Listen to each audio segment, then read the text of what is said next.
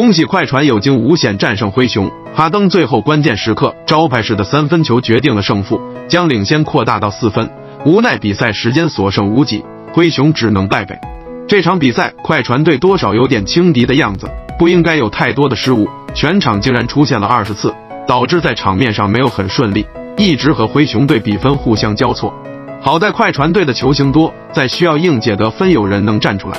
而现在的灰熊队伤兵满营，得分能力上还是差了不少，但年轻人们的敢打敢拼劲儿还是有的，也没有显得实力很弱。今天万恩发挥出色，全场砍下23分加12篮板，很好的分担了球队的得分压力。小卡也是继续稳定输出，拿下队内最高的24分。内线的弱点再次告急，替补中锋普拉姆利防守效果一般，为了更好的守住自己篮下，拼到最后祖巴茨个人6犯离场，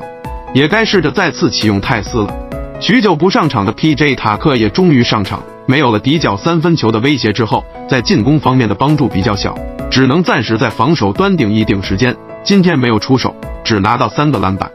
最近快船队的状态疲软期有点久，3月份月初又要开始一波艰难赛程，目前这样的情况不太乐观，可能是整体球员年龄偏大的缘故，状态恢复得慢，希望早点能调整好。